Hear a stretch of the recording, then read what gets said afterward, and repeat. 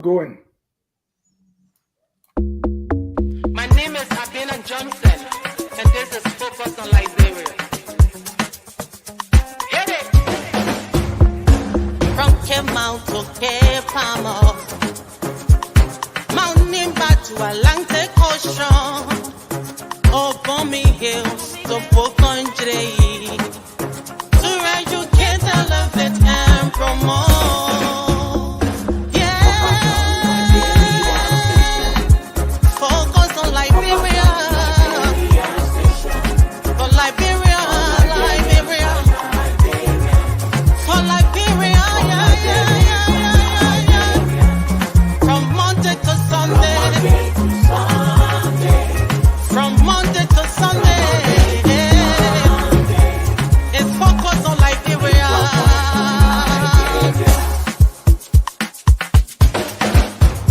Talk about home affairs, hey, in diaspora,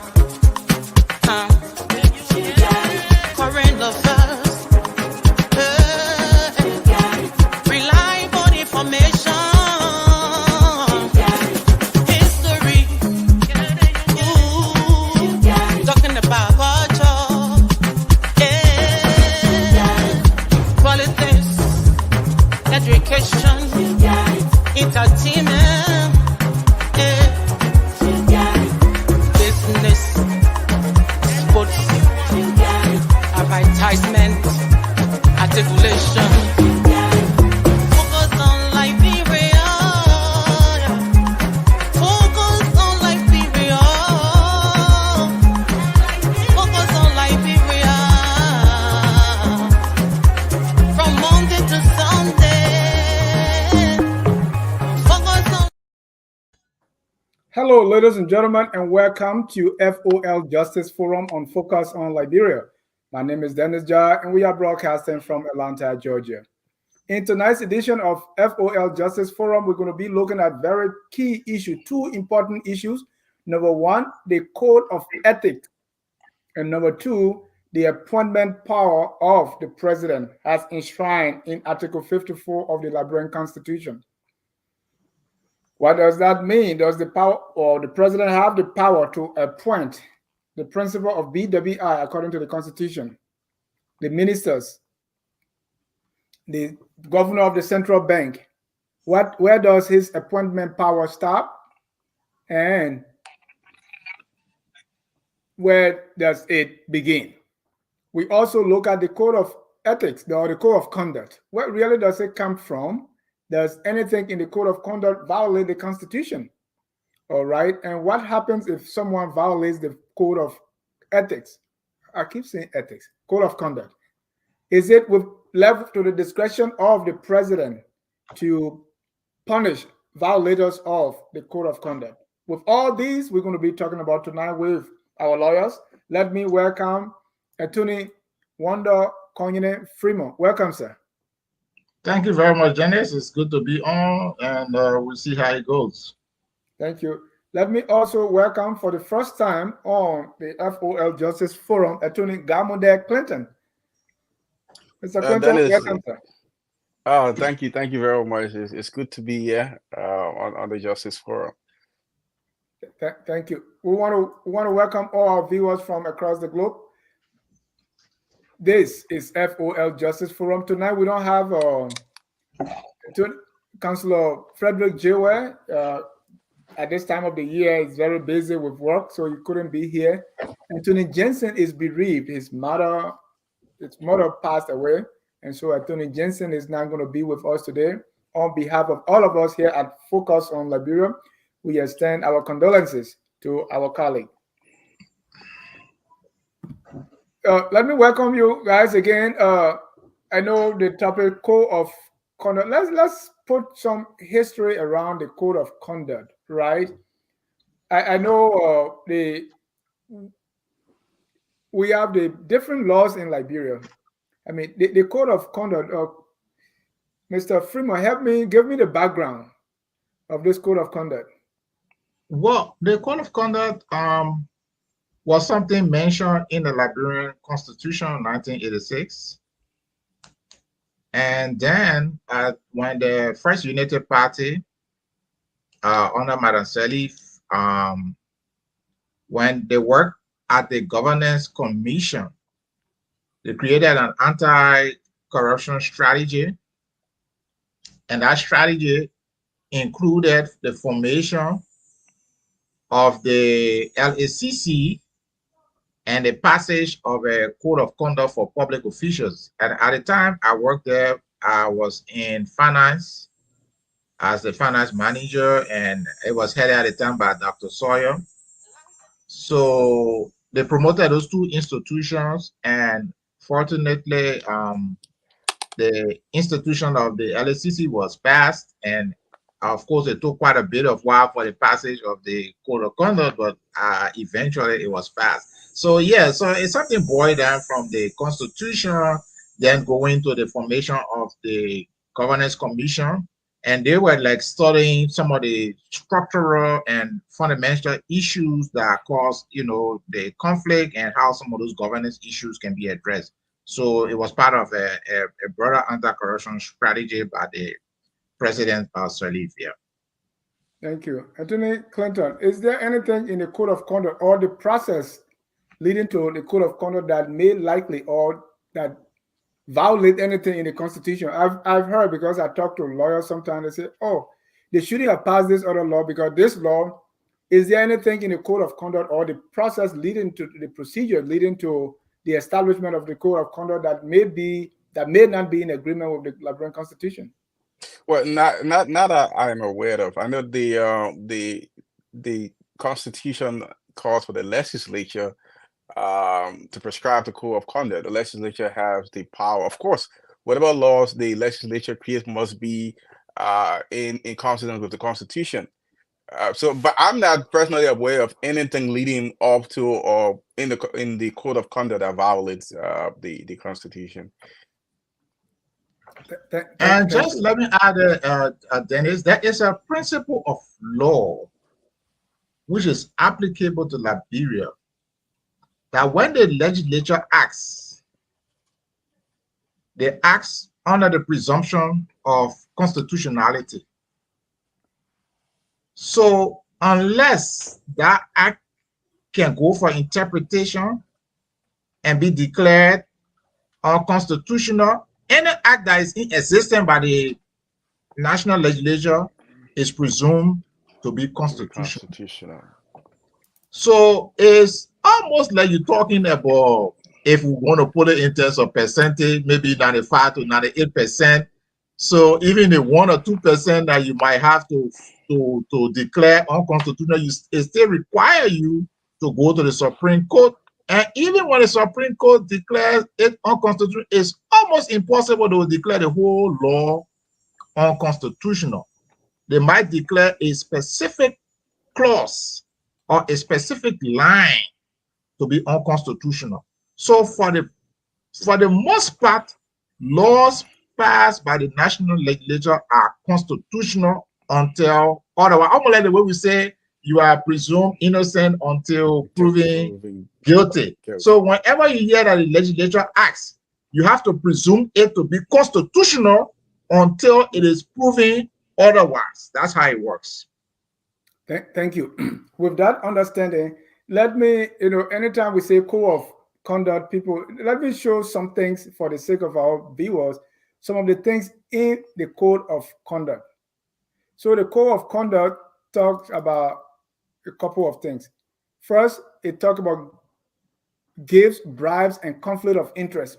Public officials and employees of government shall not receive nor encourage the giving of any form of bribe or casual gift in connection with the performance of his or her duties. They talk of token. Any token gift received by public officials and employee of government must be declared within a reasonable time, not exceeding 7 days. So those are some of the things, just to give people a background, and I want you to elaborate a little more. It also talk about the declaration of assets and performance bonds. Every public official and employee of government involved in making decisions affecting contracting, lending, and procurement, and issuance of licenses of various types shall sign performance of financial bond and shall in addition declare his or her income, assets, and liability prior to taking office and thereafter, at the end of every 3 years, on promotion or progression from one level to another, upon transfer to another public office, and upon the retirement or resignation. So those are some key things that are in the code of conduct that I want us to start with. So, Konyene, why don't you take the first two, the one that talk about gifts and tokens? What really does that mean? Well, as a public official, you are not supposed to receive benefits, and that would be both monetary and maybe material benefit on account of doing your job. So clearly, if you're a school teacher and teaching my child in school on account of teaching, you cannot receive maybe $200 from me, because of course, if your salary is $100 and I start giving you gift for being so nice, a teacher with $200-300, pretty soon my child might be treated in a exceptional manner from other students. So it breeds discrimination, it breeds influence peddling and stuff like that. But there's a deficit under Liberian law, because really we should have a better defined statute on bribery and stuff like that, because you have to have a threshold. What is the threshold that something can be considered bribery and conflict of interest? We don't have a conflict of interest on our penal statutes. We don't have a clear-cut bribery statute. So those are things that needs to really be clear up. Now, the code of conduct is an administrative law. So basically, it will define it from an administrative lens. So it wouldn't go into the criminality of any actions of a state official that veer towards criminality. So if you violate the code of conduct, it would kind of tell you maybe the issue of maybe warning, or it might include suspension or dismissal. But basically, administrative issue, nothing to do with the curtailment of your freedom, jail, penalty, restitution, stuff like that. Okay. So does the code of conduct, Attorney Cleaner, go into details? Like here, at my job, my previous job, you are not supposed to get, I think they specify an amount. It shouldn't be above like $22. They will tell you. Does the code of conduct specifically outline what those things are, what really constitute a bribe? Like right now in school, the children, they say you should collect offering. If you, at the Ministry of Education, some time ago, when it was that, the guy who was there signing some paper, you got candle there. When you finish signing the paper, you put the candle off. You, the next paper you're supposed to sign, you got to light the candle again. So what are some of the clear definitions of these things, the bribes, the token, and are there some specific examples? Well, I don't, the code of conduct actually has definitions for token gifts. If you look at way under the definitions, is actually souvenirs, symbolic items, which do not exceed $250 in value. So you have to go all the way up to section 1.3.25. That's where they have the definition. As far as bribery, there's not a dollar amount with bribery. It just means any reward or inducement that is paid to a public official or an employee of government for doing their job or for not doing what they are supposed to do. That's how the code of conduct describes bribery. But like Attorney Warner said, it is an administrative document. There's not criminal sanctions. If you be following the code of conduct, it will tell you that if the conduct against the code of conduct amounts to criminal penalty, then you have to be prosecuted separately on a law, only if that's a crime. So really, there are sanctions under the code of conduct, but the remedies are really administrative. Administrative meaning you get fired, you get suspended, you get dismissed, you get suspended, you've made to restitute and stuff like that. Nothing more. But can that also lead to criminal investigation and prosecution? Yes, if the act is criminal under the law, then you can be prosecuted at law for it. Let's go to the next one, which has dominated the headline: asset declaration. The declaration and registration of personal interest, assets, and performance of financial bonds said you should declare your assets at the end of every 3 years on promotion, on progression from one level to another, upon transfer to another public office, and upon retirement or resignation. Anthony Clinton, what's the rationale behind this? Is to prevent a corruption. Obviously, people come to government. We know historically this is government is the place where people come and get rich. Somebody comes to government today, they have absolutely nothing. We know publicly their financial position over a period of 1 or 2 years working with government. What the amount of access they are able to amass contradicts seriously with their income from their government salary. So I think these measures are intended to prevent corruption in government. So the law now requires that officials every 3 years or upon coming into government or resignation, you have to present what your assets and your liabilities are, so we know, so that by the time you're leaving government and you present your new assets, we can look at what you had before, we can look at your income, and we can kind of know whether you were playing within the rules or you were collecting government funding on the side. Attorney Freeman, how do we check these things that the asset, does the code of conduct provide a way for us to ascertain that really what you are saying is true? Well, yeah, they have sections dealing with sanctions, but I think those violations are not well defined. No, not the violation. I mean, if you tell me that my asset is 200,000, can that be verified? Well, that's why they have the LSCC. But look, there is a problem with this asset disclosure thing, because first, under the code of conduct, it's supposed to go to the legislature, supposed to have, I think, copies of it, and they're supposed to keep possession, and the judiciary is supposed to keep possession of theirs, and the LSCC is supposed to keep possession of the second. Then under the LSCC Act, LSCC is supposed to, keep possession. So when they passed the LSCC law, what they should have done probably was to repeal that section under the code of conduct, and so we only operate under the LSCC Act. But let's suppose that it is presumably the LSCC, just to minimize the understanding. So now, that's why you have people verifying these things. The only value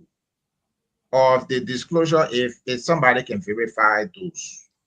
Either verify it to make sure it's true, that's firstly, or you may verify it to make sure that the asset maybe increase over time was commensurate with the person's known income, or the person is departing. You want to make sure that the asset. So yeah, but the value of it is that, and that is what is not working, because first thing, the previous government decided that it was not very important, so they really didn't pay attention to it, starting with the president.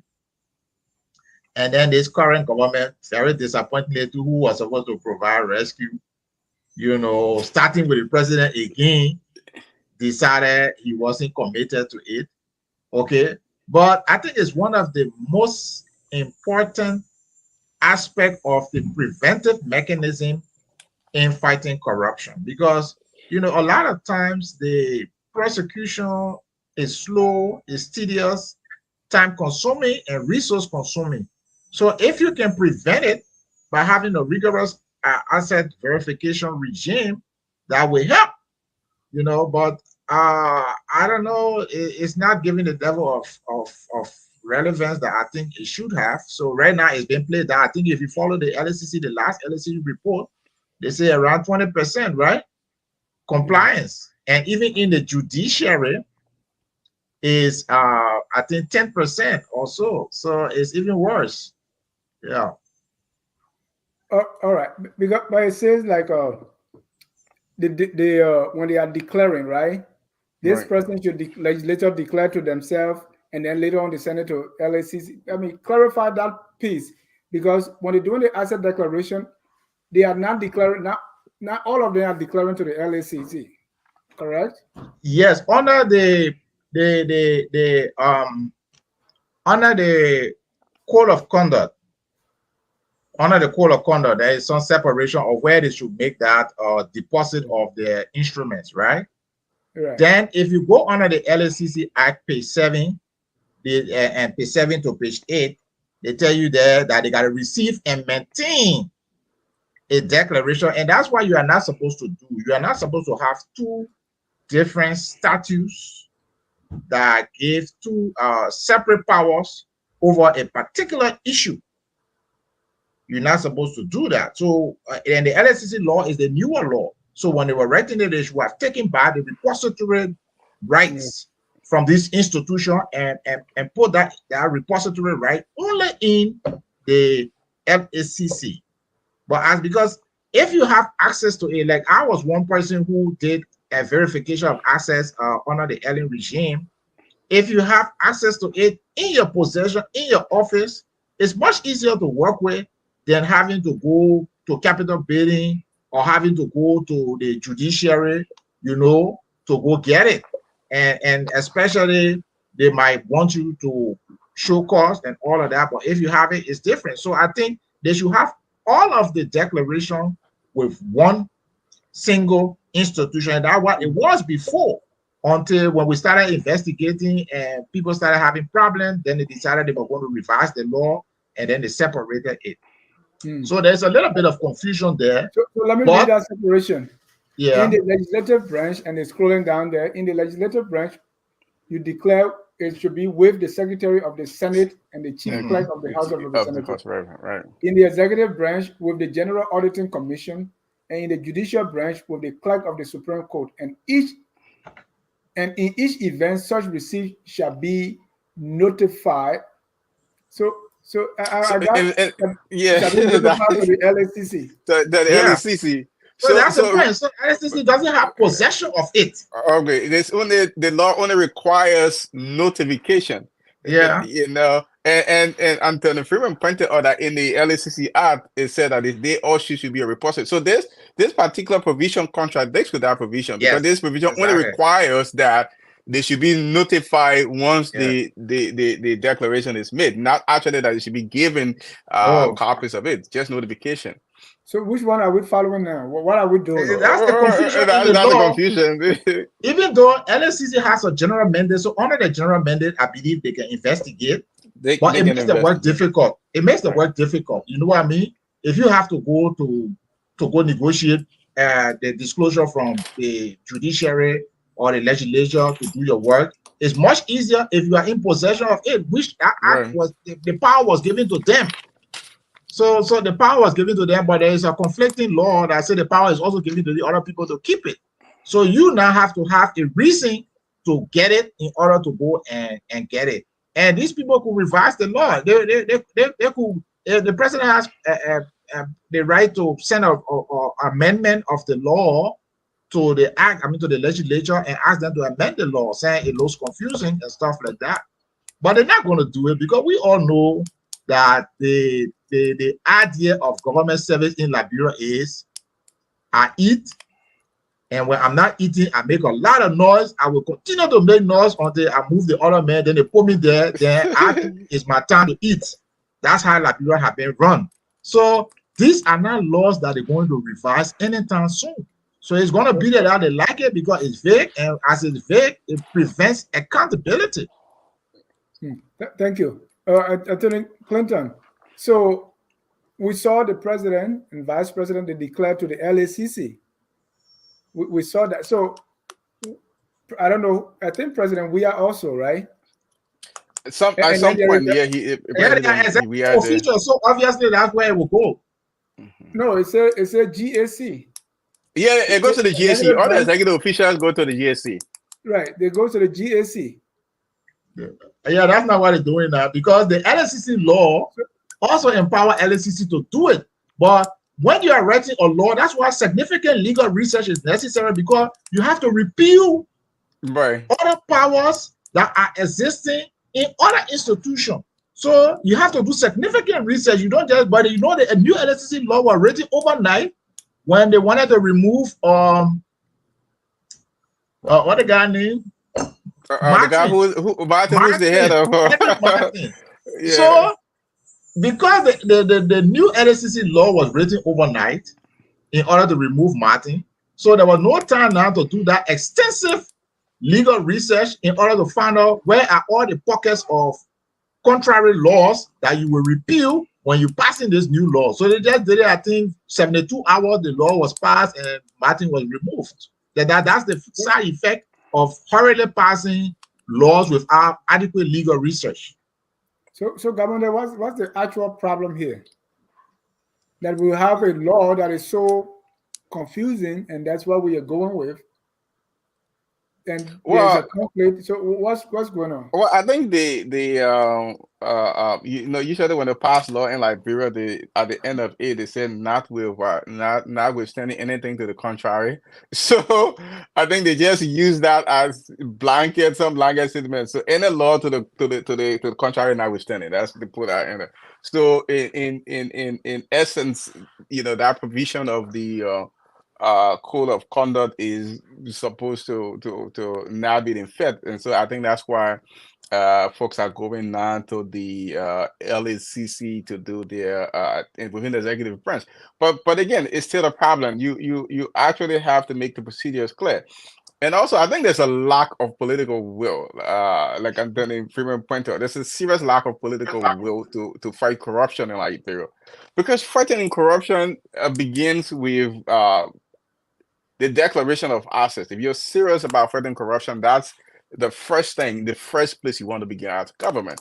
Now, even under this government, with the recent report from the LSCC, I think the numbers is around 20%.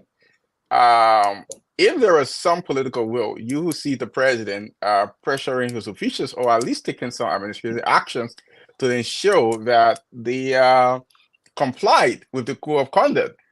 Because on the one hand, you can say that, well, we are yet on an agenda to fight corruption. We are going to do this. We are prosecuting people.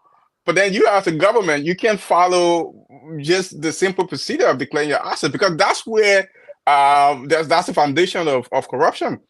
Because if we don't know what assets these people have as they enter government, there's a good chance that people can start to steal money, because we don't even know where they are before they came there. So I think that's where the government should begin. If there is any political will, first thing, the government will seek, the legislature and the executive branch will seek to synchronize and clarify these laws, and I think the president and the other branches of government should do more to ensure that the obligations they have, that these people who are under their control declare their assets in accordance with the code of conduct.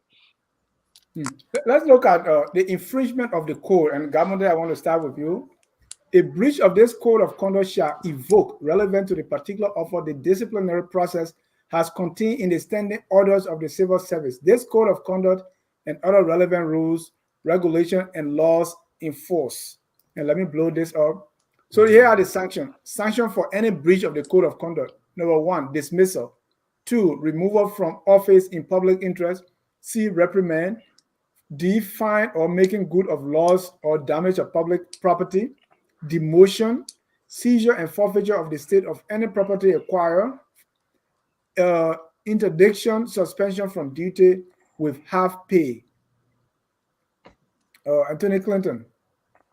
Well, these, those are just a number of the penalties, or that can be imposed. But again, there's no specific. It's actually who's imposing them? It has to be the relevant agency where, and that's why there's a lot of lack of clarity. Again, since this is administrative, I will assume it has to be the agency has, because it said it evokes the standing order of the civil service. So most of these punishment, or administrative remedies are listed already part of the civil service standing order. So I think based on the gravity of the offense and where the violation of the code of conduct is happening, the heads of agency based on the standing of the civil service standing order or the code of conduct will determine what what the remedy is. But again, that is a problem, because then you have the office of the ombudsman. You see this. And we'll come to that, because the civil Right. service. So the code of conduct say this is applicable to all public officials and employees of the three branches of government of Liberia. And so all these people are not covered by the civil service, right? They are not civil servants. So No, I don't not get everybody's it. talking about the civil service. That's why I said the whole area. I keep telling you or mentioning that there's no sanction, and that's the point. Because firstly, there are appointed officials. Right. They are not civil servants. There are elected officials. They are not civil servants. Then there are independent agencies, like the LSCC and FIA and stuff like that. They are also not civil servants. So the half of the people there already. So basically, that number you talk about are just the people you find in the ministries and agencies that are subject to civil service standing order. So what will happen is that if you bring a case against the minister, then who takes action? That's why when they put the office of the ombudsman together, the first thing they need to do is to kind of rework their administrative process, their administrative procedure, to clarify the rules that they will be working with. Because as it stands, it is not. And especially when it comes to law, you really have to be specific, because that is the basis on which it can be enforced. Like, for example, in the case of a crime, like in the case of NEC, when the NEC boss was said to have, I think, did some manipulation or some kind of crime they used on her that was not defined under Liberian criminal statute, and the judge said no. So that's why it is. Yeah, but similar analogy may hold even when you are dealing with administrative sanctions. For example, you have to delineate what constitutes warning only, what constitutes suspension, what constitutes immediate dismissal. You have to delineate. Or what may mandate a mandatory criminal investigation. You have to delineate. If you leave it open, that is where corruption comes in. Once you give a discretion, once somebody has a discretion, that discretion can be traded. So let me just put it this way. If somebody must decide that this action is administrative and criminal, because the law doesn't say which one is administrative, which one is criminal per se. Somebody need to decide. Then that person now can trade that thing. But I can send you for criminal action, or I can say this thing is administrative. So you got to come and take care of me. So when you're writing law, you try to factor out as much as possible an opportunity for discretion. Now, why you see under U.S. law, they have mandatory penal or let's say mandatory jail sentences. So the mandatory jail sentences, so the judge is not going to say, I could sentence you for 5 years, or I could sentence you for 35 years. So, you got to take care of me, and then I can make it 5. You don't take care of me, I'll make it 35. So they have, when you commit a certain crime, they say mandatory incarceration is 15 years. And the judge can step it up, but the judge can go below. So the same thing when you're writing an administrative statute, you have to be very clear in the things that are mandatory dismissal, mandatory suspension, those kind of things. You have to be clear. So if you, in my view, if you put dismissal, suspension, criminal sanction, everything, you just put all of them under one sentence, it will not work. It's almost unenforceable. Right. And who's supposed to be enforcing this particular infringement? Well, is the office of the ombudsman really the job of the ombudsman? Let's give a clear example. Let's say the declaration of asset. Right. We see that some of the ministers say just 20%. Some of the ministers will go in the judicial branch to I think 90% have not. So in that case, who's supposed, and we are not clear whether they should be dismissed, they should be suspended, because it is not clear what you apply. Let's start with the president. Which of the people the president have control over? The ministers, let's start with ministers. Good. Appointed officials, yeah. So the appointed officials. So the president, first and foremost, could at a minimum suspend. Is he willing to do it? But He's what not willing, because I mean the way politics work in Liberia, it just make a lot of noise and move the other people from power so that when you come, you can eat. It's not about justice. Because starting with Mr. Bwaka, the LSCC has a report out. It has identified who are those in the, let's say, that he appointed that refuse. So first and foremost, let him set an example. Suspend them at least and say, look, yeah. Let's take out Bwaka. Let's just say president, right? Yeah. For the president. So in the case of asset declaration, if they don't declare the asset, what does the code of conduct say should happen, and who should do it? Should Yes, that's what I'm saying. It left it open because, in a sense, by saying that the sanction will be applicable to civil service standing order, you know automatically that elected officials are not part of that group.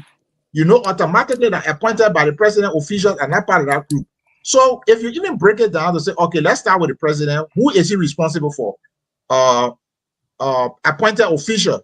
Okay, so fine. So if this law are violated, he could take action, or maybe if there is a complaint from the LSCC to the office of the ombudsman to say this thing is whatever, and then maybe they adjudge that they were in violation, then that communication can go. Now I'm just improvising because the office of the ombudsman have not come out with their own administrative and rules. So I don't know how they would do it, but generally, let's say if we start with a complaint from the LSCC that are saying, look, my people, these people are in violation, and then the LSCC call a hearing, whatever, and find out that they are in violation and recommend maybe suspension or termination, it goes back to the person who appointed them.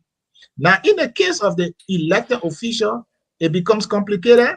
They have to find a way out of the speaker or the House of Representatives. We have to come up with rules as to what to do about these things. Okay, so it's not sufficient to just say so if the act maintains that they should be like custodian, the act should define what constitutes that custodian responsibility, what administrative responsibility they have under that custodian function, and what happens if there are violations. Because, for example, those who are elected, what do they do? Can the House Speaker suspend them? It's really not clear. It's a gray area in the law. Thank you. Anthony Clinton. So let's take, for instance, the president. People that had not complied with the code of conduct in declaring their asset. Let's say the president have to do something, or be the one to penalize them based on the infringement, right? If the president doesn't do that, then what happens? Well, on the code of conduct, it says that the Office of Ombudsman has a responsibility to first investigate. And after the investigation, if there's a determination of guilt, they can submit that to the Liberia Anti-Corruption Commission for further action, or to all relevant government agency. Now, in the case of appointed officials, now it rests upon the Office of Ombudsman now to investigate the complaints that these people have not complied and report to the president. But again, it's a matter of political will. The president knows. The president knows because there's already a report off on the Anti-Corruption Commission that these only 20% of those he appointed are not complying. Now, he does not need the LSCC. He does not need the Office of the Ombudsman, because these officials serve at the will and pleasure of the president. So he can take action if he's serious about corruption. So it's just a matter of political will, especially when it comes to elected officials. How do you make a law that is depending on political will? Then is that a law? What like Anthony, into the premier point, that's the tragedy with the whole thing here. Because even this is confusing, because even the office, even though it says they have enforcement, oversight, and monitoring power, they really can't do anything. Like after they done all the investigation, there's nothing to enforce. They have to submit that to LSCC or go back to the heads of the agency, to take action. So it's complicated. Yeah, I, that's why I when have you read heard a law, yeah. I have heard many times, Liberia does have all the laws on the books. The only thing is the enforcement. Maybe that statement is not true. Well, I don't agree that statement is entirely true. In most of our laws, I think Freeman can speak more to this, but most of our laws are outdated. A lot of them are contradictory. Even I just posted recently on Facebook. I took some time to just read the Constitution. There's a lot of articles in our Constitution that are not clear. They're just not clear. For me, I personally think that the Constitution is poorly written. I think at some point, I think we should have done this right after the war, to rewrite the entire Constitution, the political background of the Constitution, and everything like that. The blanket impunity in the Constitution. It needs to be written. We've not done that, but it's not true that we have a lot of laws on the books, a lot of enforcement. Most of our laws are outdated. We need to dig deeper and update some of these laws. Well, I think I want to partly agree with that statement. So here's the thing. How does the law get refined? How does it get improved? How does it get rewritten? Somebody has to take action on the imperfect law. That action may be challenged. It goes for interpretation. The court comes out with the deficit or whatever, and after the court has kind of broken or deconstructed what the problem is with the law, then the legislature come back and either rewrite the law, or the executive come back and kind of, reformulate. So even an imperfect law is still better. Like, for example, let's say the speaker doesn't necessarily have the action, but the speaker can take action, for example, administrative action on those who refuse to declare the asset. He can hold a pay. Now, some people who are angry may go and may sue, and that goes to court. Maybe they could go to the office of the Ombudsman. Maybe they could issue a ruling. It gets appealed to the Supreme Court, wherever. And then the Supreme Court might have to now tell us what the law says. And so that's how the law gets improved, by people repeatedly, regularly going to court. The law gets interpreted, reinterpreted. Like, for example, tenure. There is almost no doubt in tenure law now. But at the early stage, there was doubt. Then Asa Jackson went to court. That this other person went to court, the other person went to court. So after 5 or 6 back and forth, the court has interpreted tenure, and we all know now that tenure is constitutional, is legal. So it's the same thing. Even though the law is deficient, but take action on the basis of even the deficient law, and then it gets challenged. And then when it goes for challenge, the court will interpret. If it's not correct, the court will say, okay, you need to rewrite. Then we rewrite. But not to take action, because right now, President Bouaka has the presumptive power over elected official, even plus or minus code of conduct. He has the presumptive power. He could decide he acting under the LSCC Act. He could decide he acting under the Code of Conduct Act. He could decide how he's using his executive privilege or executive law. But he has to take action. He has to take action. But not taking action is contributing. And sometimes people take lightly the oath. What does it mean to lift your hand up and say, I commit to enforcing the Constitution and the laws of the Republic of Liberia? What does it mean? It's very weighty.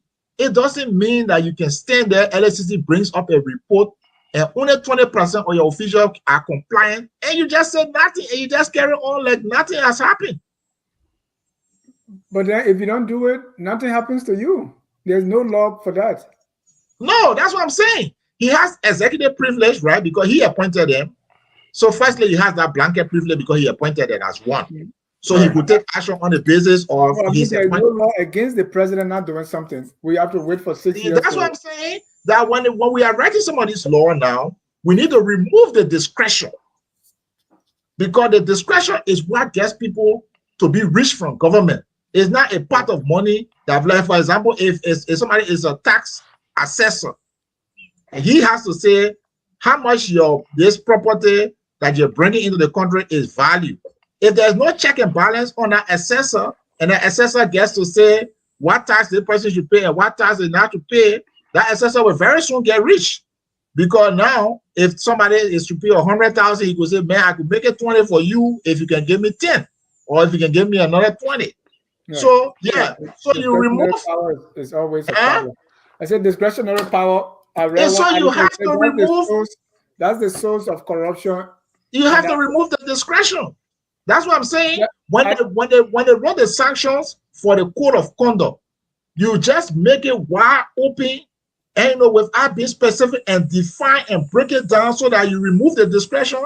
Then you leave an opportunity for the person. But not taking action is really lawlessness, because they tell you these people acted lawlessly, and here are the names, and you got the report, and you're not taking action. And your first and foremost job is to enforce the law. Yeah. So what's the point? You're being lawless. Thank you. I know we talk a little bit about the office of the Ombudsman, right? That was a long time coming. So the Ombudsman, or Anthony Clinton, you already said, is the one who's supposed to investigate and pass and say, hey, this is what happened. Beyond that, there is nothing else. Beyond that, there's nothing. Is not at least under the code. The law does not give the Ombudsman any power to impose any of the sanctions. He has to revert to the relevant agencies. So or the LCC. So he can only investigate and then submit to the LCC or the relevant agency. That's the extent of the job of the Ombudsman. Ombudsman, sorry. Okay, let me read some of the what the Ombudsman is supposed to do, because all right. So now we saw in the case of the MCC employees that were fired, right? Yeah. That had to do with the code of conduct according to the CSA boss, correct? Yeah, that's what he said in his letter, right? The dismissal letter. Right. So let's square that with the code of conduct, the office of the Ombudsman, and the CSA standing orders. Well, I still doubt if those people fall under the CSA, because I think I read a case for Painesville city government or whatever, and there was a case where the Supreme Court ruled that they didn't fall under the civil service. So I seriously doubt if the Painesville city government doesn't fall under civil service. Whatever. So I don't think they may be applicable. Secondly, even if they were applicable, I feel that they were denied the rights to due process. And so at any point in time you go, and the due process in the law is something that the ABC, you can skip that one. Yeah, you can skip allowing people their due process right, whether you're in the legislature, you're in the judiciary, executive, regulatory, MCC, what kind of CC, you can skip that. So if you think that they violated, you need to inform them that there's an violation, and then you conduct an internal hearing, and then that internal hearing will decide that they were indeed in violation after they were given an opportunity to be heard, to explain themselves, whatever. It doesn't really require that you will open a courtroom, but it requires that you will acquaint them with the violations, and you will give them an opportunity to provide evidence in their favor. That wasn't done. It was. I thought that what the warnings were for. Like this. Which warnings? They said there are no warnings. two warning letters. Yeah, they didn't do any of that. Yeah. Even apart from the warning, when you finally decide you're going to dismiss, it's like where you work, Dennis, right? If they accuse you of violations, they might write you and invite you for for a conference or something like that, right? I don't think they would just, the moment they accuse you of violation, the next thing they will just give you a dismissal letter. And that is the problem in Liberia. You have the people who are the bosses who don't have the legal knowledge. When they get angry, they just go and write a letter. But I want to believe if they had just consulted the legal department would, I don't see any lawyer will go to tell them and say, oh yeah, go right ahead just dismiss them. No. The first thing the lawyer will want to do is to go find out what are the internal regulations. What does the internal regulation say? If the internal regulation were missing, then they might go to civil service. Because first thing, if there are internal regulation, you can't skip that and go to civil service. That's one. If they're not under civil service, then you go by way of the labor law. So there are a couple of things the lawyer will have researched before advising. But a lot of times these executives, they don't bother with asking the legal department. They just take their action. But as far as I see, the due process rights were denied. So it's going to be a problem. And in the law, this is really like the ABC. You can't just skip that. Thank you. So let's conclude on the code of conduct. What's the way forward? How do we make this look right? We can't hold the president's throat to say, hey, you gotta do something. I thought that why he took off. So how do we move forward? If the president doesn't do it, then what? Well, the president has a duty to execute the laws. I mean, again, there's nothing you can do about that except through elections. But the president has a duty, unless, of course, the legislature want an impeachment for dereliction of duties. But again, you can make these laws stronger. You can take away, like Anthony Freeman said, you can take away some of the discretion that officials have. And as far as the MCC things, like, a lot of the reasons we have some of these things happening is it's not because people don't know. It's because most of the decisions are influenced by politics. If you read that MCC letter, you see the politics all over it. It's just a protection of. It has nothing to do with the integrity of the civil service of the function of the government. It's actually everything to do with the, people not touching the president or talking about the president of the government. So. Most of it is influenced by politics. But as far as the code of conduct, you can strengthen this law. You can take away some of the discretion. You can prescribe very clear guidelines. And I think the law actually gives that responsibility to the office of the Ombudsman to develop some regulations here. I know that office was established. I believe it was somebody was appointed. We haven't heard much since that person was appointed, but there's some things that can be done. Yes, my thought on it. Let's say if I were heading the LSCC, I will first file a complaint with the office of the Ombudsman, seeking a determination that these people are in violation, and then once they adjudicated that they're in violation, I can file with the president. But in the meanwhile, I think the LSCC should take the lead in revising this administrative. As you can see, Dennis, you're not being a lawyer, but you can see the problem with the law. So they should take the initiative while they are seeking, because it's not good for an institution that should be forceful. When you break a report and nothing happens, you lose credibility. Leadership as a whole. I'll tell you a situation. I was working with LSCC and I was heading this cross-departmental team into the same verification of assets. So I called a meeting, the first meeting, and people took their own time and stuff like that. Some people came late. And at the end of the first meeting, I told them, I said, look, you know what? I really don't like when I call meeting, people coming late. So we have to establish that you can come late and you cannot just show up. So one of the guys there, the next meeting, he didn't show up, he didn't call, he didn't do anything. And the next day, I just asked him from the team. I wrote his department, I said, yeah, take the guy, but I'm not working with him. And that's how it was. It ended. So it's a leadership issue. When you are a leader and you come out with a report,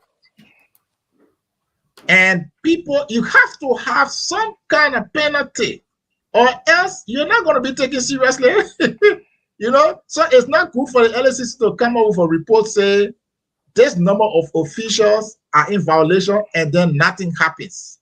So LSCC first thing to restore their credibility is to file a complaint. Either file a complaint directly with the president for action, or file a complaint, in my view, with the office of the Ombudsman for a declaration. But they have the right under their law to streamline the regulations and do a better job. So they could rewrite the regulations, you know, and say what it is, spell out the type of sanction, and then maybe remove the presidential discretion over how the sanctions are applied. Because it could be that you can make the sanction automatic upon the LSCC determination that you are in violation. You will be suspended until you cure the violation. If you think that that is wrong, then you now will take the LSCC to the office of the Ombudsman to have them declare that the LSCC action was in violation of the regulation, stuff like that. But it's very bad for you to be a leader, for you to establish that somebody is in violation, and then you seem powerless to do anything. It's very bad for leadership. Thank you. Ladies and gentlemen, if you are just joining us, this is FOL Justice Forum, and we are discussing legal issues here. Next thing we've been talking about the code of conduct. The next one is the appointment power of the president.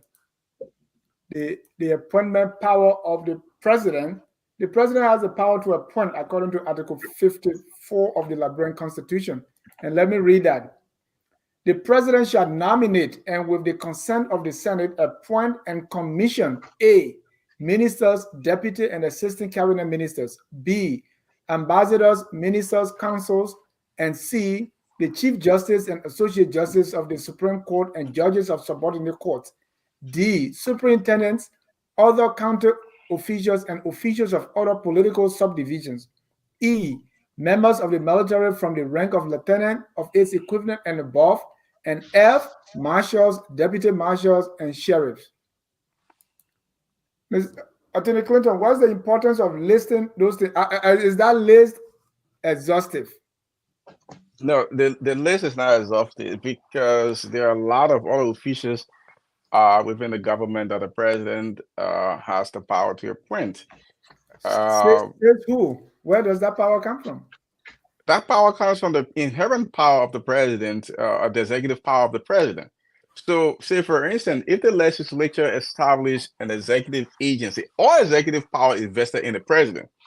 So, if the legislature established an executive agency, and that agency will execute an executive function, which is a function of the president, then the president has to have control over that agency. So he has to be able to control and direct that person, whoever's heading that agency or the operations of that agency. So, I mean, is it implied? Because I don't see that in the Constitution. Article 50, the executive power of the republic is vested in the President of the Republic of Liberia. Oh, that's Article 50. Yeah. Let me read that. So Article 50 says the executive power of the republic shall be vested in the president, who shall be head of state and government and commander-in-chief of the armed forces. The president shall be elected by universal adult suffrage of registered voters, and on and on and on and on. Right? So, but why did they select to list and then say the rest shall be based on the executive power of the president? I mean, why? Because you are listing things. You listed like 8-10 offices, and you left out some. Well, I think when you draft, law, the Constitution, you can cover everything, So you can say and others, right? But you didn't say that. It's very definite. It is, but some of these powers can be implied based on other grant of power. Okay. So in this case, based on the Article 50 grant of executive power in the president, it gives the president the power to be able to appoint officials. Other officials are within the executive branch of government. Mind you, I think that there's a Supreme Court interpretation that this appointment has to be a certain level, right? So usually the heads of agencies at the cabinet level. So then the presidential appointment. But there are certain positions, that comes all the way. Once you're going down above the below assistant ministers, that's outside the purview of the president. And those are considered junior positions, and the president. So what does that come from? Why the president can appoint the director or below assistant minister? Why? There is a limit on the president. I don't know if I can come on there. Yeah. Go ahead. It is erroneous. All that unilateral. I don't say I say unilateral, but what should I say? Absolute. Overwhelming power to a point without check. It's not true because right in the Constitution it says that the legislature has the right to make statute. And I want to read a case, one of the cases. Before you come to that, I wanted to start with that Article 54. No, I think it's very crucial because it goes to the heart of what you are suggesting.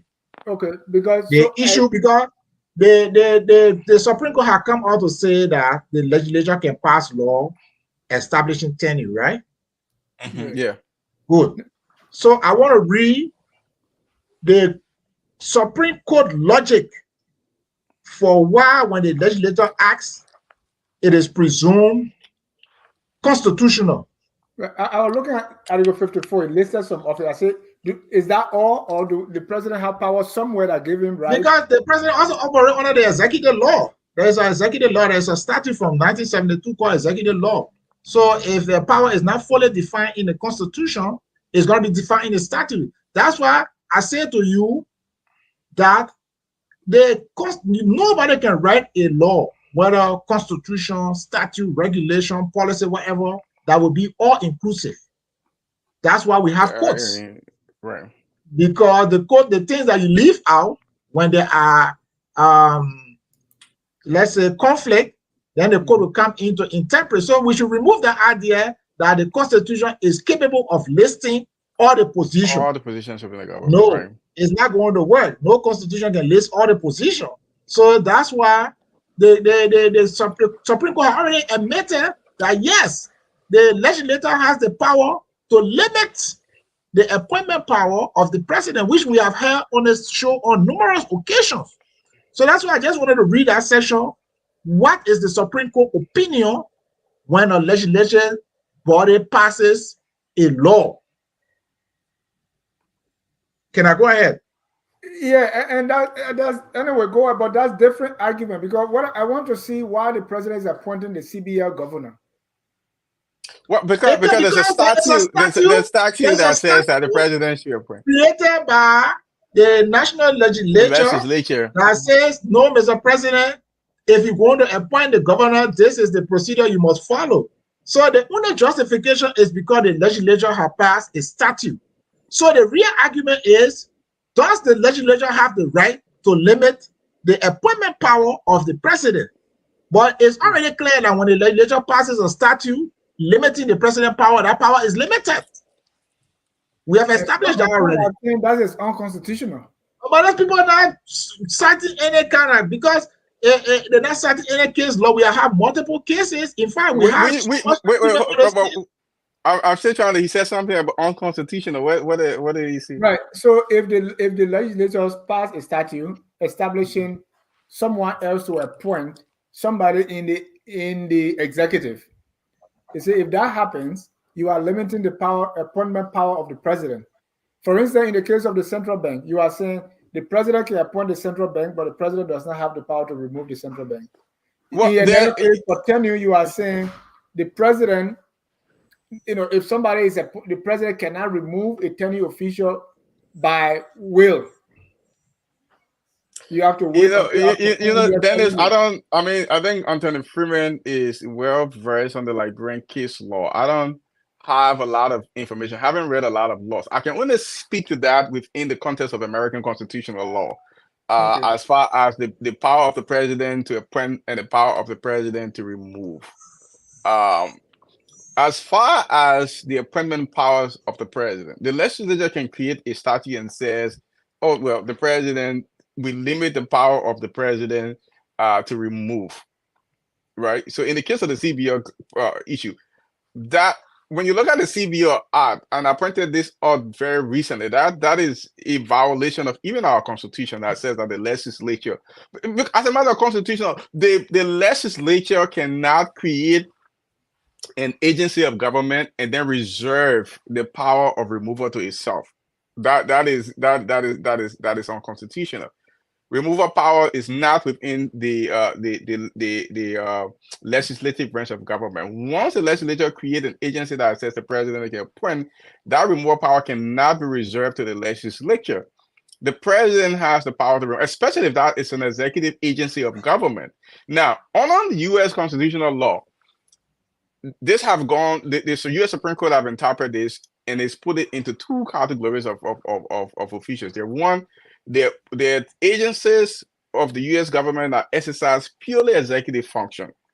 So, what the court has said, if the legislature creates an agency of government that exercises purely executive function, which means function, because executive functions, there's only one chief executive. So every executive function is executing the function of the president. So if the legislature creates an agency of government to exercise purely executive function, then removal of that of the head of that agency has to be discretionary. It has to be at the discretion of the president, because the president is supposed to exercise executive power as per the Constitution. So if you take a function of the president and give it to somebody, and the president doesn't have control over that person, then it becomes a problem.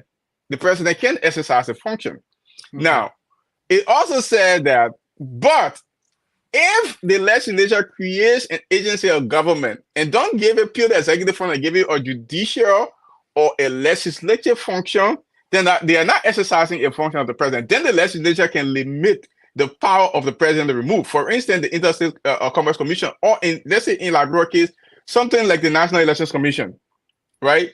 Those kind of agency, they have kind of judicial function. They hold hearings, they investigate elections, and they hold hearing and they pass decision.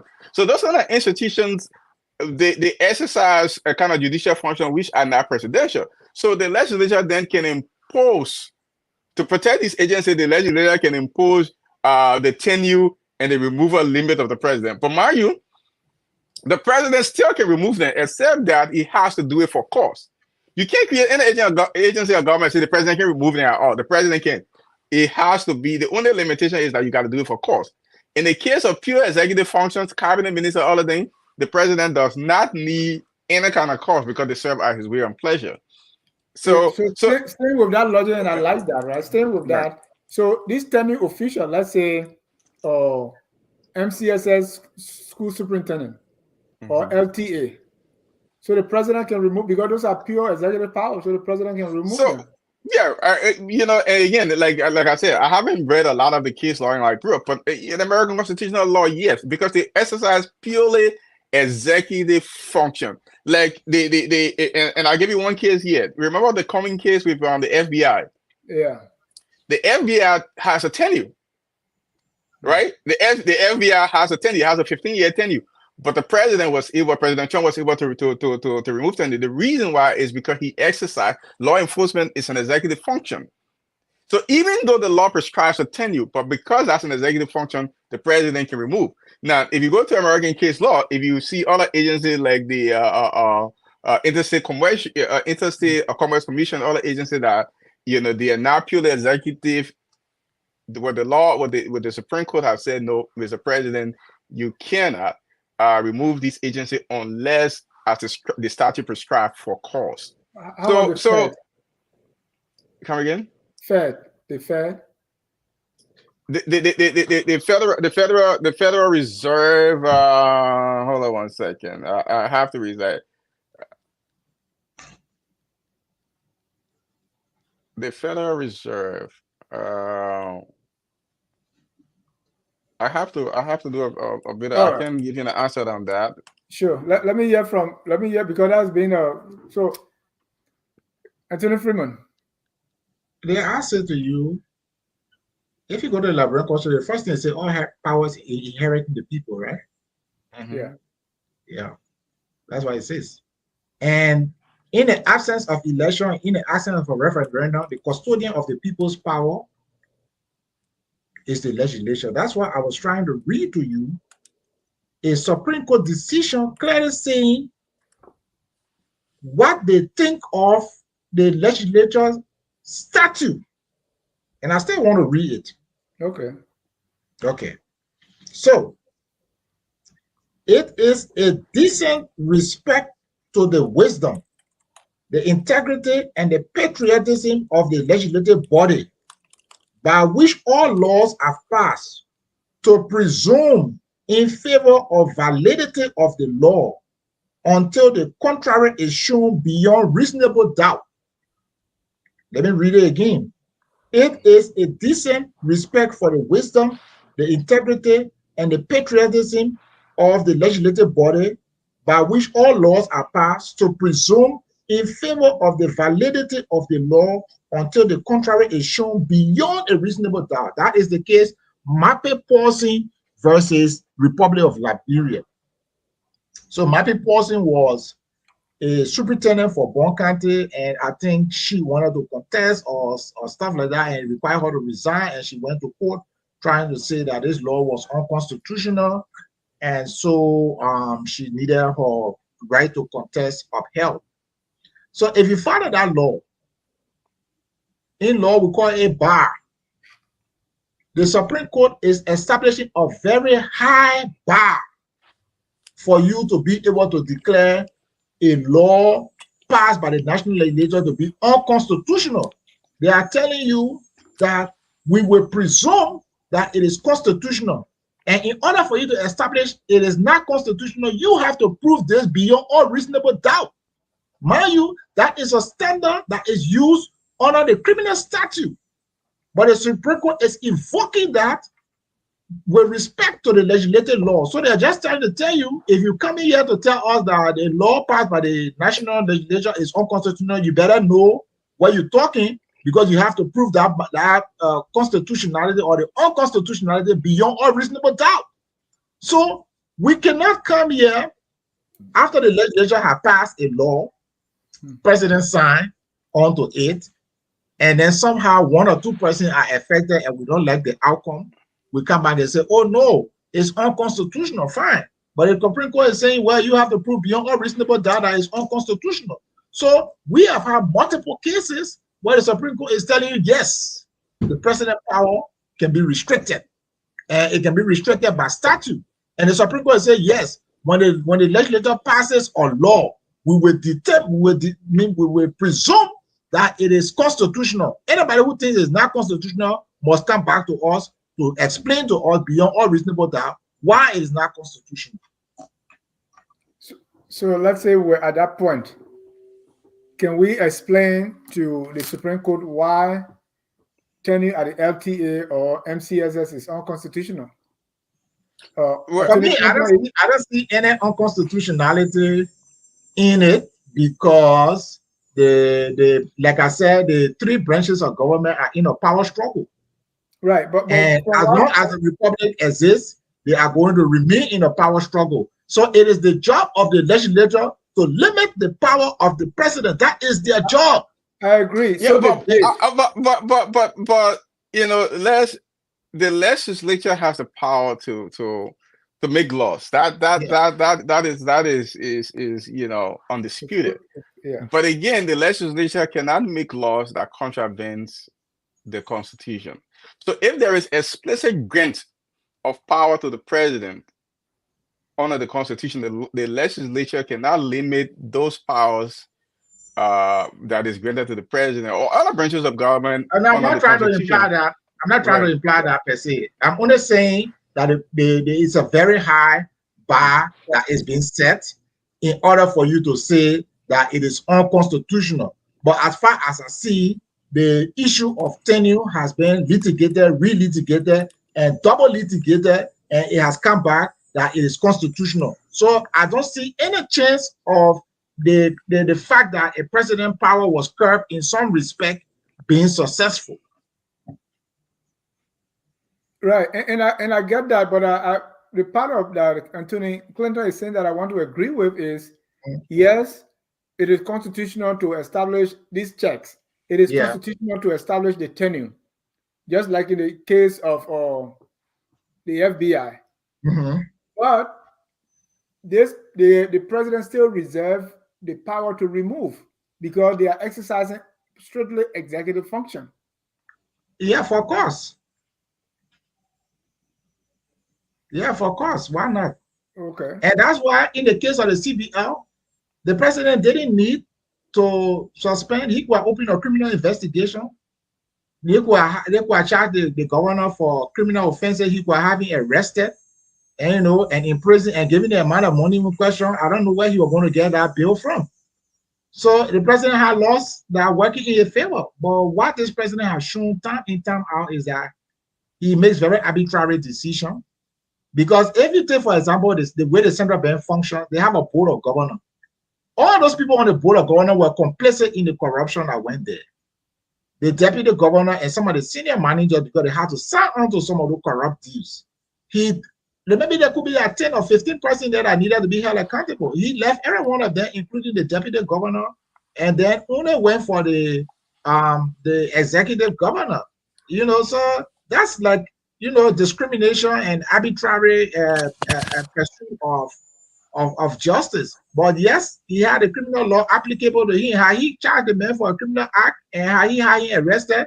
What time with somebody who is arrested and put behind bars, what time will he have to go to the central bank to go work? So he had the laws available to him. He just choosing to be arbitrary. And that's contrary to the rule of law. Yeah, but the removal power of the president can be arbitrary, right?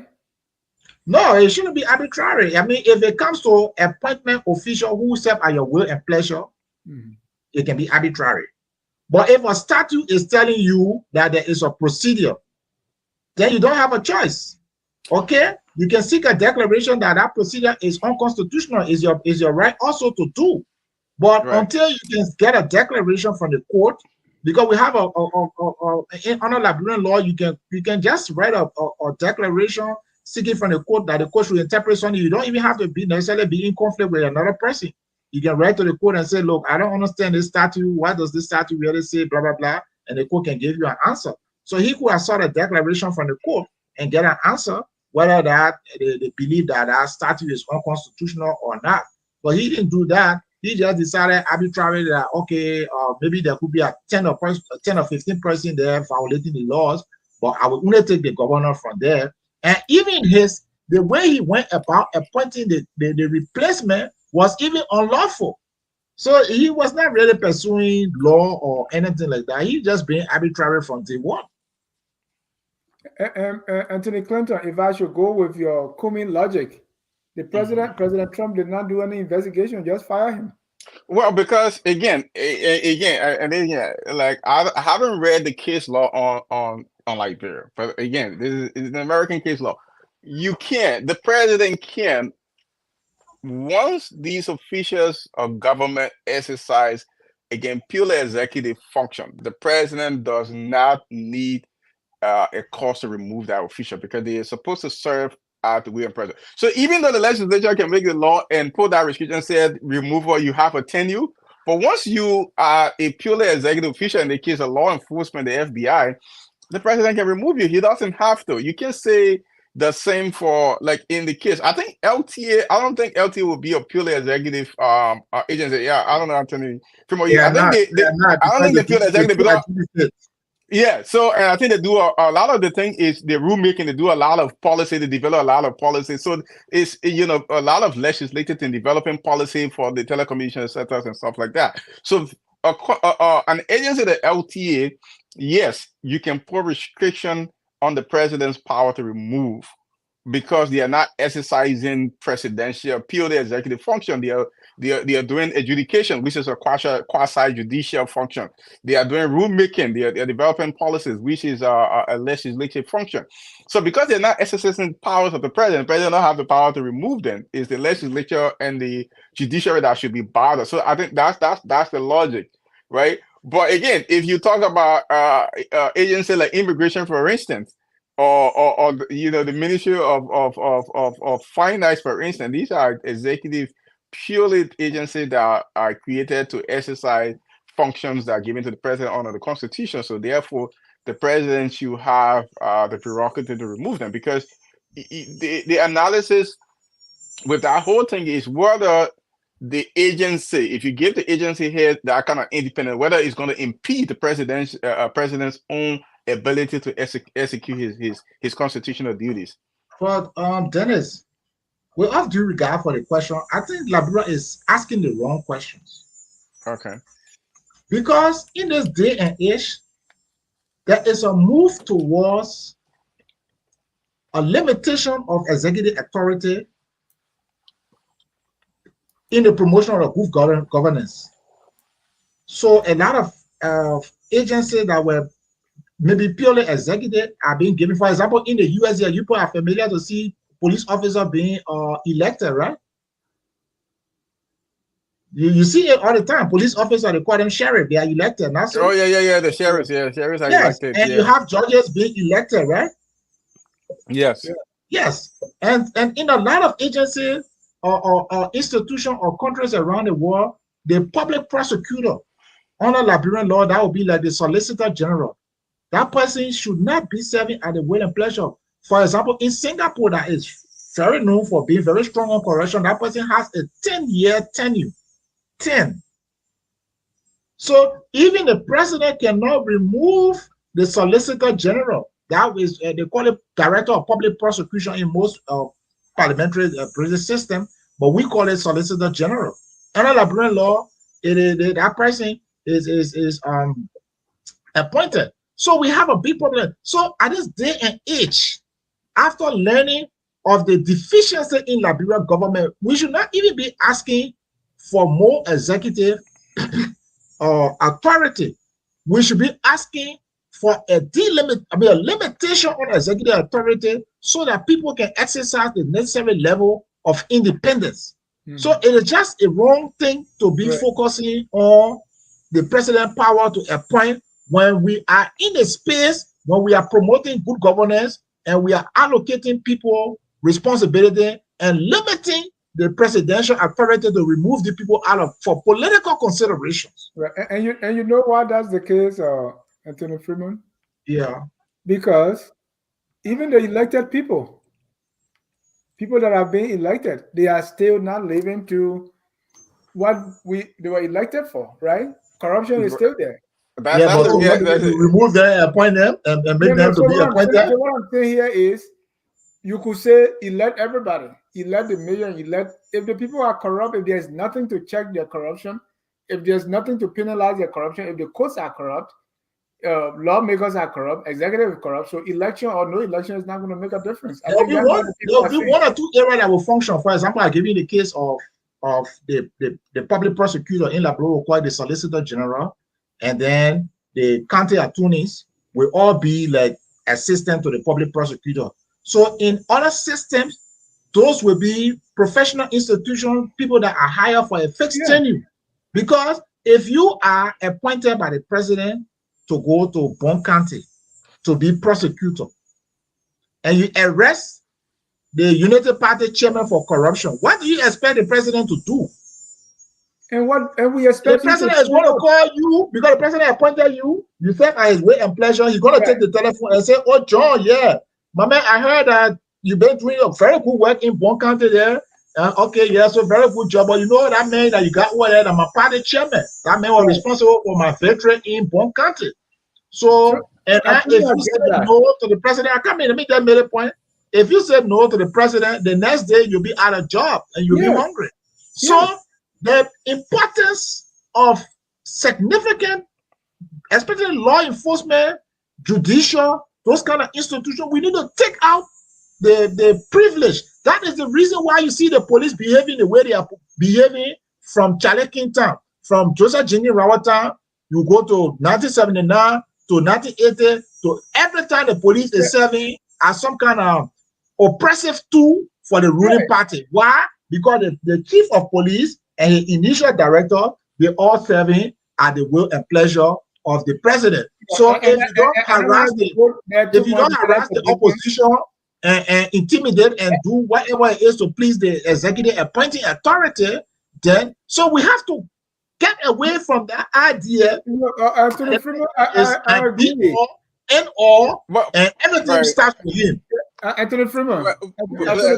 Dennis, if I may, right? Okay, go ahead. If I may, I think is really, for me at this point, I don't think it's really a matter of because election. I think people in Liberia integrity. It's an integrity issue, and this thing starts from the foundation from schools, the way we operate, the way we teach our children. You know, yeah, I operate with my kids. I see how they learn, the kind of things they teach them. Like, you know, if you go to school, yeah, stuff like plagiarism is a big deal. You know, in Liberia, we take those things easy. So from the very foundation, they start to teach the kids.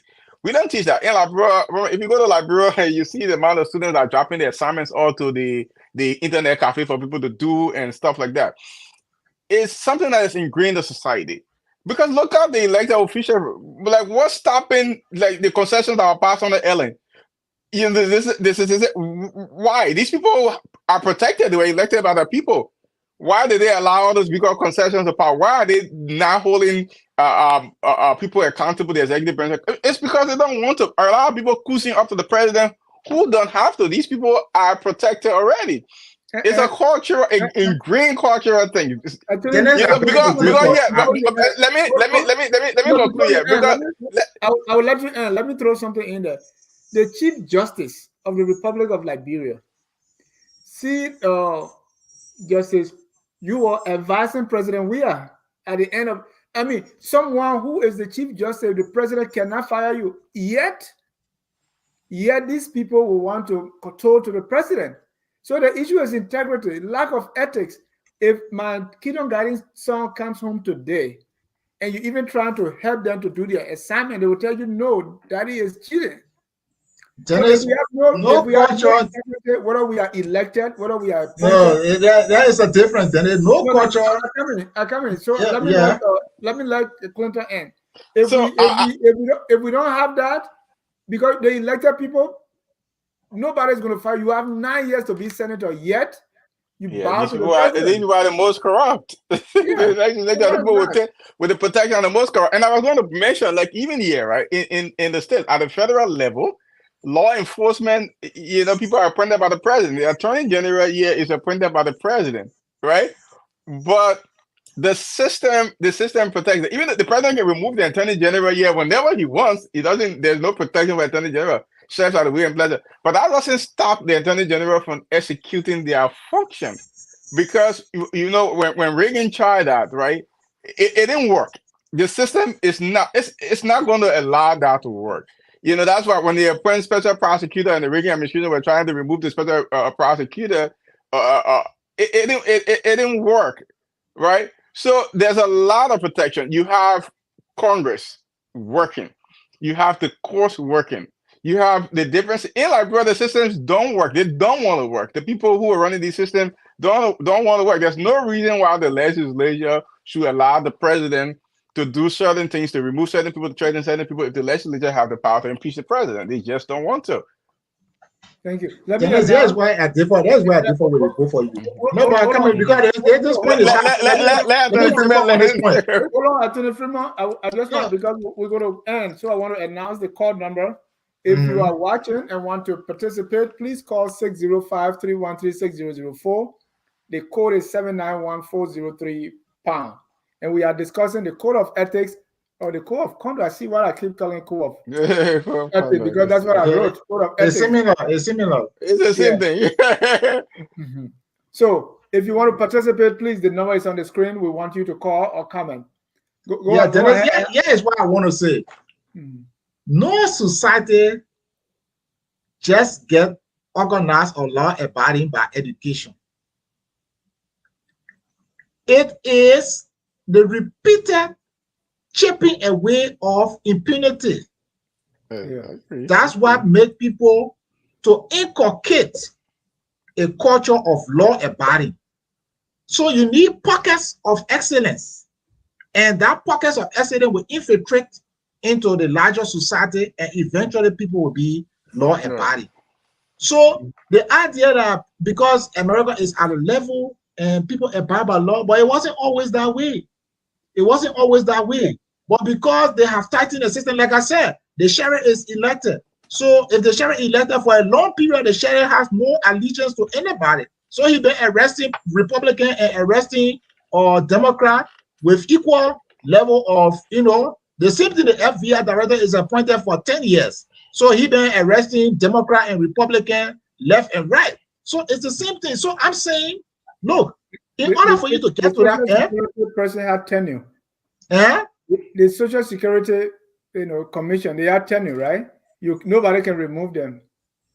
Yeah, I'm but I saying was you keen like- on the law enforcement, prosecution, and judiciary. I was keen on those groups, okay, and people with general adjudicatory power. So I'm just want to narrow it down to that group because I think that where I have my own But experience. wonder, So I'm saying what to about you, our judges here's the point. who have protection? They have Right. protection. Have the protection, but because the prosecutors, for example, and the police, for example, are already compromised. So sometimes they may come to court with leaking evidence just to sabotage a case. For example, if the government doesn't want to prosecute, like in a case of financial money, and they didn't want to prosecute, they could go to the court and leave some crucial evidence that's supposed to convict you out of it.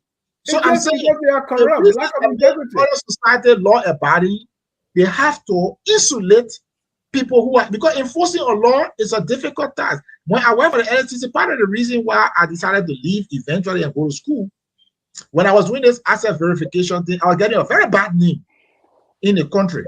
People were like, "Oh, I don't understand the Wonder Man. I don't know what he want to do. Whether he think that he alone can change the country."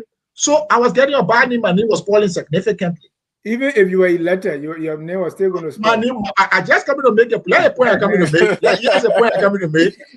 Because I was like enforcing this asset verification thing, and I was calling people out. I was writing report, and people, even if they were not being punished, the public image was being damaged. When we sent that communication to the president did nothing. Yeah. And in fact, the president started siding with the people who were indicted in the report. So here's the problem for me now.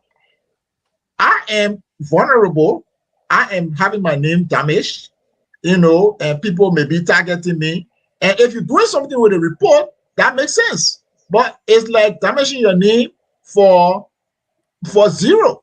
So Right. I'm saying some of these societies, why is it in a lot of societies the police is insulated from political control because the police need to arrest people from all parties, any party, no party, they need to do that job. But you have a case, so at what time we elevate? The police in on a True Party was serving the True Party like some bag ball.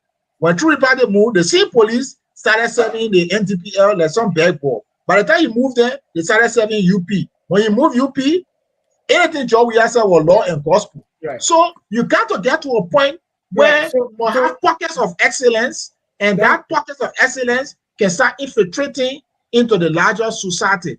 Agree. Yeah. Agree. So that But- the police you talk about, but- even if you appoint and anoint that president, if they lack integrity, they will still do the same. But I want us to And that's what I was going to come to. But guess what? I wonder. It will be Guess minimum. what? That's why the government system is set up. It's just not working. It's not working. Because for instance, if the president was to be induced or unduly influencing the police and using the police as a tool, that's why you have the judiciary. That's why you have the legislature. All these checks are the way the system of government said. All these checks are there for a reason. They're supposed to work. They're not working. They're just not working. Because Okay, but I was telling you about the Water Gate case that brought about the downfall of the regime, right? The most I can tell you, we got to conclude now. the most I can tell you, Dennis, is that there is a reason why these advanced society have these limits on the officials. Is because they want to give them the free hand to do their work. And over time, it developed into a law-abiding culture. No society is born with a law-abiding culture. Your child you are mentioning now, if they were born in Liberia, they probably will have the Liberian culture. But before you get to that culture, you must have laws that will give people the leverage and the freedom to do their job without political interference. We haven't had that, and unless we fix some of those things, those are institutional issues. We're not going to have our problem solved anytime soon. Good, and we all agree. And that answer, that fixing you're talking about, is not just election. No. Yeah, even the archbishop that are being elected is still corrupt. But gentlemen, thank you. I want us to conclude. I just wanted to conclude on. Are you taking calls? The two issues that we discussed tonight. We don't have calls. Nobody called in. Oh, okay. Nobody called in, so we have to conclude. Code of conduct, the appointment power of the president. Anthony Clinton, your conclusion.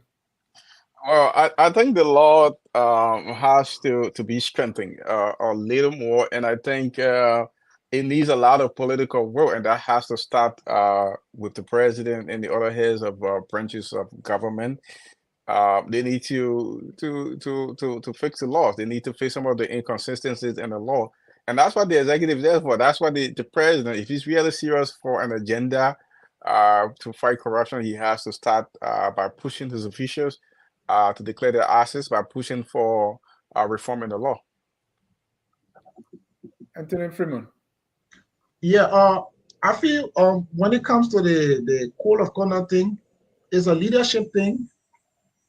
The LSCC, if they want to be taken seriously, when they issue a report and they list violators, they have to pursue that matter and make sure that the violators are punished. Or else it is just maybe like any parliamentary discussion. It's not a law enforcement thing. If people violate and they have the discretion to walk away free after the violation, then it's no longer law enforcement. It's like an academic debate. And I think, yeah, so if they want credibility, either they have to write the president and ask for administrative actions. You know, that was what, when I worked for LSCC at the time, that's why I had recommended to my boss, no, write the president and ask for administrative action, because at a minimum, they can take administrative action. Of course, they can ask the office of the ombudsman to look into it, you know, and have these people declared to be in violations, and they can extend it to the president. The other thing I think they can do while they're doing that is to take another look at the surrounding regulation around the asset disclosure thing. I think they don't need to keep it at the national legislature and at the judiciary. I think they all need to be under the LSCC, and the LSCC got to come out with a comprehensive regulation, you know, listing everything associated with this asset disclosure thing. I think with respect to the presidential power, the Constitution is never going to write all the positions. So it will be assumed that some will be left out. That's why we have the quotes in case there is some conflict. But I think we should begin to really think about limit to the president power of appointing, because that is the heart of why everybody is sucking up to the president. Everybody is sucking up to the president because the president is somewhere above the average man, but not yet in heaven. But we treat the president like somewhere between angels and men, you know. But if we chip away at the presidency by giving tenure, especially to law enforcement, to prosecutors, and to people who adjudicate over the long period, this is not something I'm saying is going to bring solution tomorrow, okay? But if we want a significant, because let's say for example the CDC now, they are arguing, they are complaining, but how they restructured the police and have insulated the police from political pressure, but now the police will not be acting in a biased and unprofessional manner. So when you're revising a law or you're restructuring a society, you never know, you might be at the other end. Like now they are claiming, but if they were in power, that police that you see raiding there now, that police were going to be raiding UP. And we don't want the police raiding people based on political affiliation. We want police raiding people maybe based on whether they violate the law. The same thing with the prosecution services. So we got to start thinking about promoting and advocating for law that chip away at this presidential power to appoint and remove. So anytime it does that, it fosters good governance. We should appreciate that instead of repeatedly arguing that the president has that unlimited power. He really doesn't have it. And I read to you a case from the Supreme Court where the Supreme Court made it very clear that they will always presume that when the legislature acts, they act with constitutionality. And if you want to prove it, that is unconstitutional, you have to prove that beyond all reasonable doubt. So I'll end on that note. I think it's been a nice time. You know, it was a lot more legal jargon than expected, but that's it. That's a legal show. Sometimes it's so difficult to break it down. Right. Thank you so much. Thank you, gentlemen, for your time. I want to thank our Thank you viewers very for much, watching, and even those who will watch later. Always focus on Liberia, where we educate, we elevate, and promote all things Liberia. I can tell you for free, there is no show like what is on Focus on Liberia. Forget the tabloid and get the actual content that will help you, that will expand your understanding on the legal issues and other issues in our country. Until then, we close with our song that says, whether you believe that the president has enormous power or the power limited, we are all Liberians. What is incumbent upon all of us is to do whatever it takes to make our country the glorious land of liberty. Have a good night and God bless you. We are Liberians. Liberia is our home. Liberian people.